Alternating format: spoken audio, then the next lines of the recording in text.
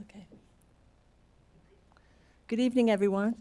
Thank you for taking the time to attend tonight's meeting. It's a special meeting. And for the record, it's September 16th, 2024, and the time is 6:31. I'll begin with the roll call. So, Council, when I call your name, please say here or present. Mayor Maxton. Here. Councilmember Stroop. Here. Roden. Here. Olvera. Here. Kerner. Here. Parker. Here. And Menchow, who is not present. With 6 members of council present, a quorum is declared.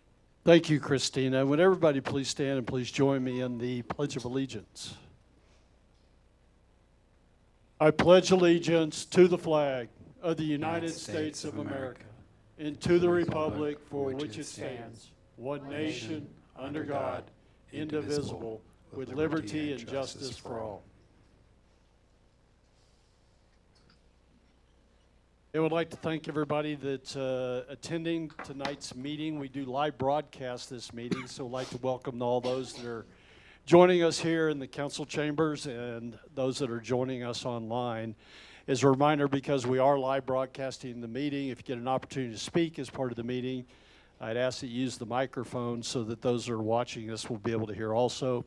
And when you do get an opportunity to speak, please introduce yourself and state if you're a Fair Oaks Ranch resident or not. And with that, I'll open it up. We do have a public hearing as part of tonight's meeting, but we start with our citizens to be heard. And nobody signed up to speak as part of citizens to be heard. Is there anybody here that didn't get an opportunity to sign up that would like to speak? Okay.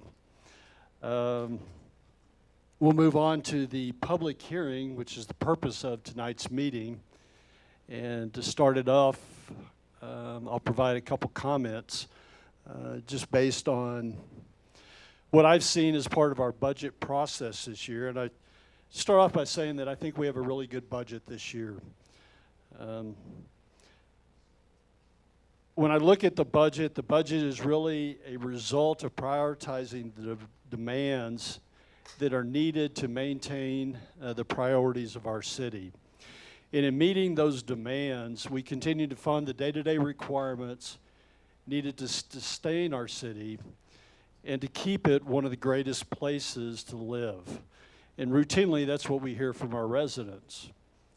Additionally, as part of this year's budget, we've taken on multiple projects to improve the city's services that we do provide to our residents. Our focus is not just on today, but our focus has always been looking out to the future to ensure that we take care of our city today, but that we take care of it 5 to 10 years from now. We were able to complete this year's budget, as we have done so in recent years, through lowering the property tax rate. Now, I do agree that the increased appraisal values of our homes have helped to provide an opportunity where the tax rate could be lowered. But also during this same time period, inflation has had a significant impact on the cost of doing business for our city.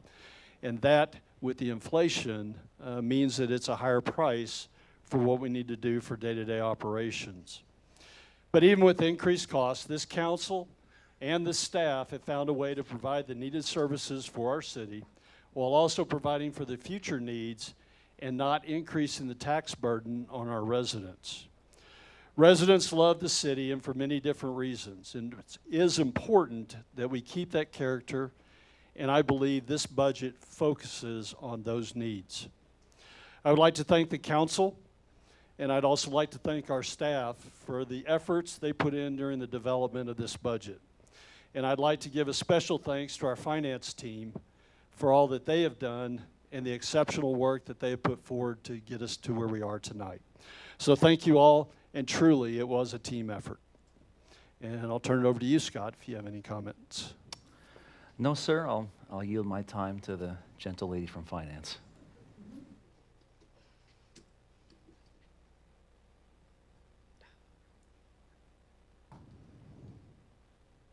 You ready? All right, good evening, Mayor and Council. I'm Summer Fleming, Director of Finance. I'll wait for the presentation to come up. There we go. So tonight we are conducting the public hearing on the fiscal year 24-25 proposed budget And after the public hearing, council will consider approving the first reading of an ordinance adopting the fiscal year 24-25 budget, followed by the first reading of an ordinance adopting the tax rate to support that budget. There have been no changes to the proposed budget since our last workshop, so tonight I'll just go over some highlights of this budget and significant changes from the current year's adopted budget. So the proposed budget does incorporate a reduction in the overall tax rate of 1.52 cents per $100 taxable value, which puts the proposed tax rate at the calculated no new revenue rate of 28.53 cents, and that is inclusive of the issuance of general obligation bonds to fund the roadway CIP. Additionally, the proposed budget includes funding for IT upgrades, public safety and maintenance equipment, continuation of the drainage CIP, and it maintains the operating reserve in accordance with city policy. So starting with the general fund, the budget as proposed has operating surplus of a little more than $784,000, and after capital purchases and transfers, this budget utilizes about $31,000 of fund balance reserves.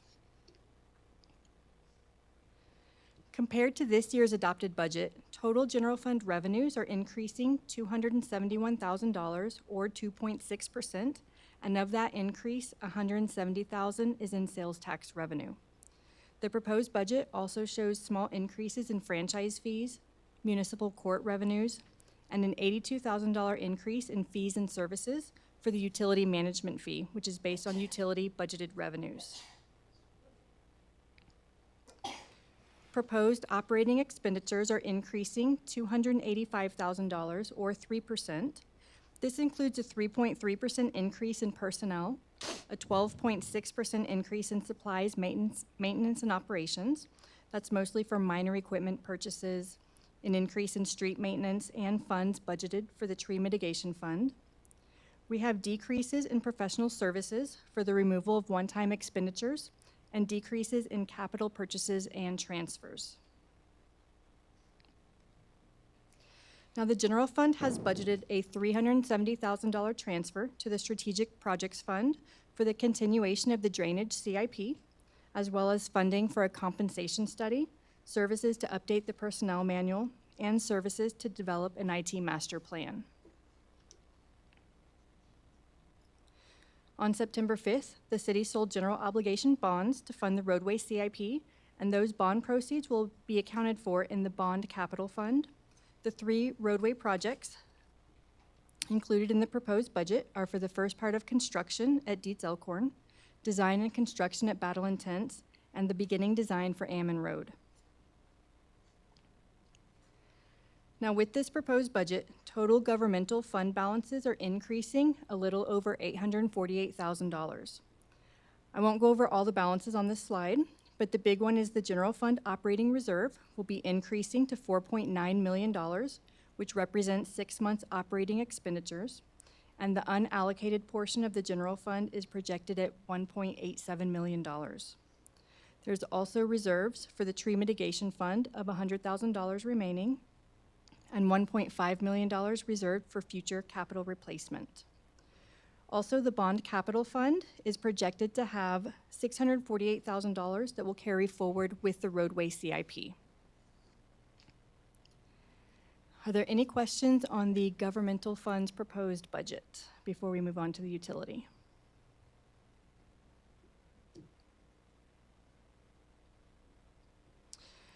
All right, so these are the current water and wastewater rates, which are volumetric based and support the operating budget. There's no proposed changes in these rates for fiscal year 24-25. The only changes that will occur and are calculated annually are the water and wastewater capital reserve fees, which are both decreasing for fiscal year 24-25, and the water and wastewater debt service fees, which are increasing based on the certificates of obligation the city recently sold. The utility proposed budget includes combined operating revenues of $6 million and operating expenses of $5.6 million, leaving a combined operating income of a little more than $362,000. Comparing to the current adopted budget, as proposed, water revenues are increasing 24%. This is keeping in line with our current year's projected amount, given the drought conditions we're currently in. And wastewater revenues, as proposed, are decreasing almost 5%, also in line with the current year's projected. Actual revenues under the new rate structure implemented this year have been slightly less than what we originally estimated. Operating expenses in total are increasing $419,000 or 8%. Now, $200,000 of that increase is in the services category for a long-term tank maintenance program that will allow all of the water tanks to be inspected annually as required by TCEQ, and it puts their renovation and repairs on a systematic schedule over the term of the program. Other notable increases are in the supplies and maintenance category for GBRA fees, utility management fee to the city, additional funding for maintenance of plants and lines, and increased costs of liability insurance. So the proposed budget reflects an increase in operating income from the current year of over $338,000, due in large part to the increase in water revenues. Now, looking at projected net position with this proposed budget, we see an increase in the utilities investment in capital assets, increases in the water and wastewater capital reserves, increase in the vehicle and equipment replacement fund, and a large increase in that debt service reserve. That comes from the debt service fee based on the debt payment for fiscal year 24-25. But overall, the utility is projected to add $1.7 million to net position with this proposed budget. Now, as I mentioned earlier, in addition to selling the general obligation bonds, the city sold certificates of obligation to fund the continuation of the utility's 5-year CIP, and we've included these 6 water utility projects in the proposed budget. And for wastewater, we have 1 new project budgeted. So that concludes my presentation. I can answer any questions you have over the presentation, or I'll defer to you to open the public hearing. Let me, Christine, I have the time now is 6:43, and I am opening the public hearing.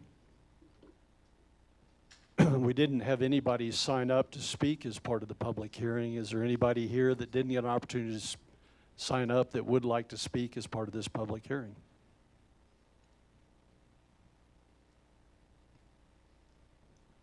Christine, I have the time now is still 6:43, and I'm closing the public hearing.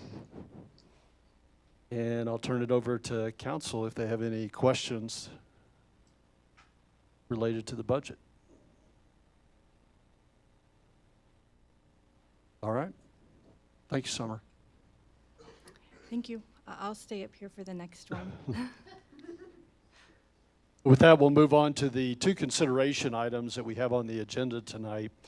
And the first is the consideration and possible action approving the first reading of an ordinance adopting the city budget for fiscal year beginning October 1st through 2024 and ending September 30th, 2025.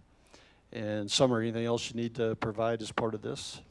No, just that this is the first reading of the ordinance. If passed, the second reading is scheduled for Thursday. And again, the budget totals $26 million for all funds, including transfers. It advances the city's capital improvement plans for roadways, drainage, water, and wastewater.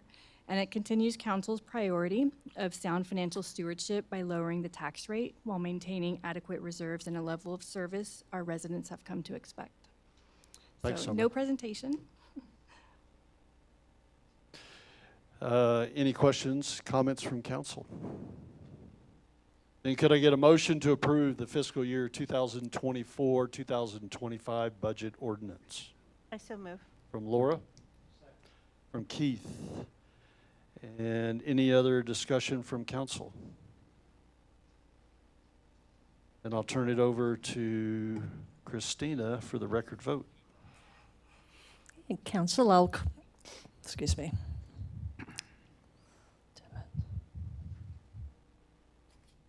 I will call your name. If you can say if you are for or against, or if you abstain. Mayor Maxton. 4. Councilmember Stroop. 4. 4. Councilmember Roden. 4. Councilmember Olvera. 4. Mayor Pro Tem Kerner. 4. Councilmember Parker.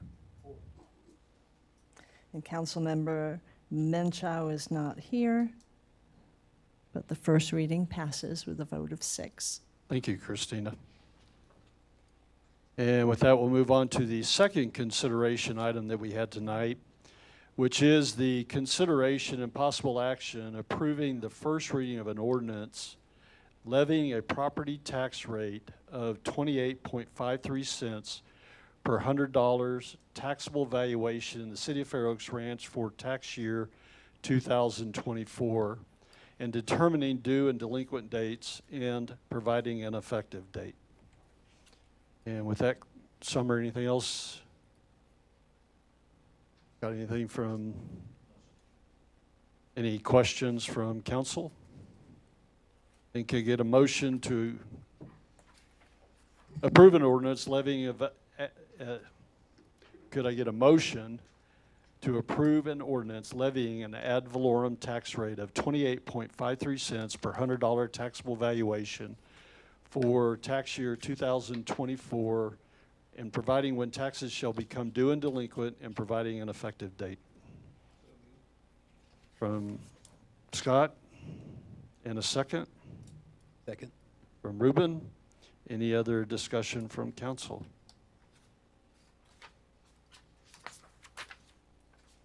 Christina, do we need a record vote on this one, or is it just No, sir. with the motion on the table? All in favor, please say aye. Aye. Any opposed? The motion is approved.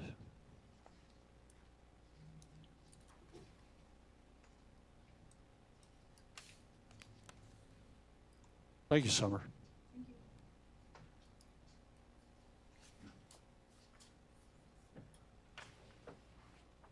And that is all we have on the agenda tonight. Christina, is there anything else is there anything that we missed, or anything else that we need to do as part of the meeting tonight? No, sir. Scott, from your perspective? Nothing further. I'd like to say thank you to all the council. We had 2 special meetings tonight, and I appreciate your time that you took to attend both of those, and your participation in making things happen for the city. And Christine, I have the time now is 6:48, and we are adjourned.